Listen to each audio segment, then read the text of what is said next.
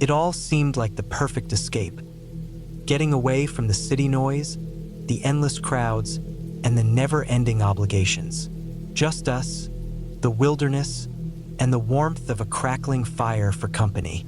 Jared was the one who proposed the Montana backwoods. He claimed to know a remote spot, far from any trail or tourist maps. Sounded ideal, almost too ideal.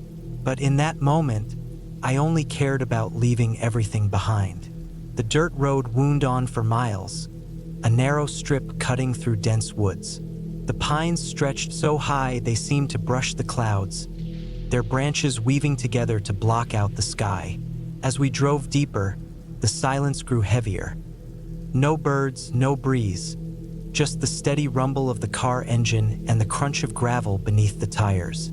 It wasn't the postcard-perfect tranquility I'd envisioned, but something about it pulled me in. Felt like stepping into another world. From the back seat, Zach leaned forward, smirking as he peered out the window. "Think we'll spot Bigfoot out here?" Jared chuckled, keeping his eyes on the road. "More like find out how fast we can run if we do," he replied. I tried to laugh, but it came out shaky. Maybe it was the realization that our phones lost service an hour ago. Maybe it was the way the trees seemed to close in, pressing against the car like a living wall. Whatever it was, I kept the unease to myself. We arrived at the clearing late in the afternoon, a patch of open ground beside a still lake. The water was so calm it mirrored the treetops perfectly, like a portal to another world. We climbed out, stretched our legs, and got to work. Jared and Zach unpacked the tents while Mia and Rebecca searched for firewood. I wandered to the edge of the clearing, trying to shake off the growing tension in my chest. There wasn't much to see, just endless trees and a few deer tracks leading to the lake. I stood by the water, the quiet settling over me. But it wasn't peaceful. It was the kind of silence that makes your skin crawl, as if unseen eyes were watching. "You okay, Chris?" Rebecca called from behind me, her arms full of sticks. I turned and forced a smile. "Yeah, just soaking it all in." She nodded but kept staring at me a moment too long. That night, we gathered around the fire, its flickering light the only thing keeping the shadows at bay. Jared shared stories, starting with light-hearted ones that made us laugh. Then he shifted to something Mia mentioned earlier, a local legend. "A skin changer," he said, voice low. "A witch that can take the form of animals or even people." He grinned like it was a joke, but his eyes kept darting to the darkened tree line. "Enough, Jared," Mia said, tossing a pine cone into the flames. Her voice had a nervous edge, and she glanced over her shoulder. "Fine, fine. But if you see me wandering out there," Jared said, smirking, "don't follow." We laughed, but it was forced, brittle. I found myself staring at the shadows just beyond the firelight, half expecting something to move. That night in my tent, I lay awake, listening.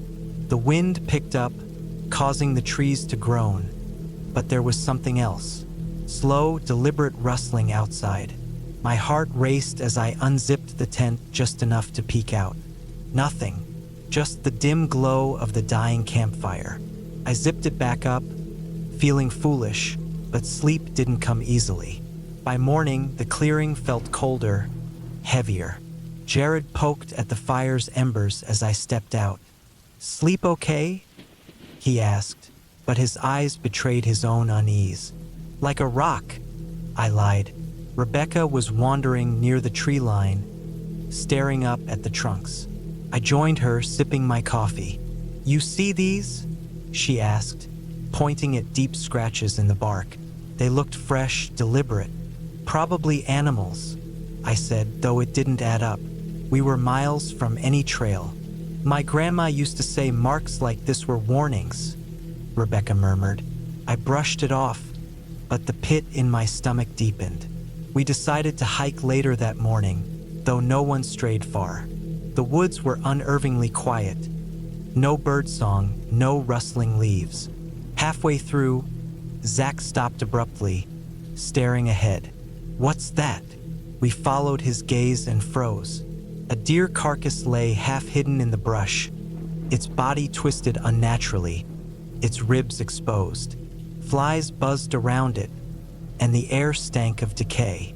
"Cougar," Jared suggested, though he didn't sound sure. The remains looked arranged, as if placed deliberately. "Let's keep moving," I said, my voice tight. That night, the whispers started. Faint at first, like the wind, but rhythmic. "Did you hear that?" Mia whispered. I nodded, my chest tightening. My name was among the whispers. Jared's flashlight flickered as he stood. For a second, its beam caught something tall and thin in the trees. Then it vanished. We bolted, racing back to the trucks. The whispers turned to laughter, mocking and circling.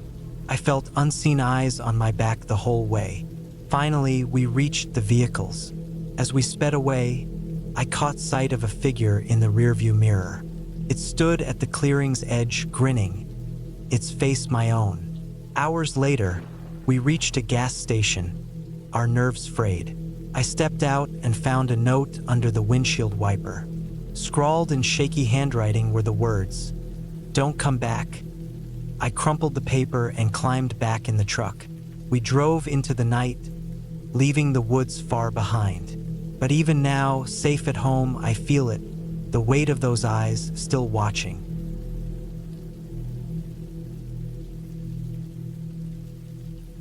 It seemed like such a perfect plan at the time. Escaping the endless city clamor, the crowds, and the weight of responsibilities. Just us, the woods, and the soothing crackle of a campfire to keep us company. Jake had been the one to propose the Montana wilderness, insisting he knew an isolated spot far from any well-traveled trails. Sounded ideal, maybe too ideal, but I wasn't questioning it then. All I wanted was to leave everything behind. The dirt road stretched endlessly, cutting through dense, towering evergreens that blocked most of the sky. Their branches arched over the road like a canopy, filtering out the fading afternoon sun. The deeper we drove, the quieter the world became. No birds, no wind, just the hum of the car's engine and the crunch of gravel beneath the tires. It wasn't the postcard image of serenity I'd imagined. Instead, it felt otherworldly, like we were crossing into a different realm. Paul, sitting in the back seat, leaned forward and peered out the window. "Think we'll run into a grizzly or something?" he joked with a lopsided grin. Jake smirked, hands steady on the wheel. "More likely to see how fast we can run if we do." His focus stayed fixed on the road. I tried to chuckle, but it came out as a nervous cough. Something felt off. Maybe it was the fact that our phones had lost signal an hour earlier, or maybe it was the way the forest seemed to close in around us, the trees pressing together as if to trap us. Whatever it was, I didn't say anything. By late afternoon, we reached a clearing, a small patch of land beside a tranquil lake. The water was so still it reflected the treetops perfectly, like a mirror showing a world beneath the surface. We climbed out, stretched our legs, and began unpacking. Jake and Paul worked on the tents while Rachel and Claire gathered firewood. I wandered around the clearing's edge, trying to shake off the strange feeling settling in my chest. There wasn't much to see, just more trees and a few deer tracks leading to the lake. I stood there for a while, staring at the water, unsettled by the quiet. Not the peaceful kind, but the kind that makes your skin crawl, as though something unseen is watching. "You okay, Mark?" Claire called, arms full of branches. I turned and forced a smile. "Yeah, just soaking it all in." She nodded but lingered, her gaze lingering on me longer than I liked. That night, we sat around the fire, the flames casting flickering shadows that danced against the forest's darkness. Jake regaled us with stories, most of them meant to lighten the mood. Then the conversation shifted to a tale Rachel had mentioned earlier, a legend her grandfather used to tell. A shapeshifter, she called it, a being capable of imitating both humans and animals. Jake took the bait, embellishing it as he went. "Be careful," he teased, eyes glinting in the firelight. "If you see me wandering out there, don't follow." "Jake, enough," Rachel snapped, tossing a twig into the fire. Her laugh was uneasy, and she kept glancing over her shoulder. We all tried to laugh it off, but the mood had changed. As the night deepened, the darkness pressed closer. Shadows gathered just beyond the firelight, and I found myself staring into them, half expecting to see something move.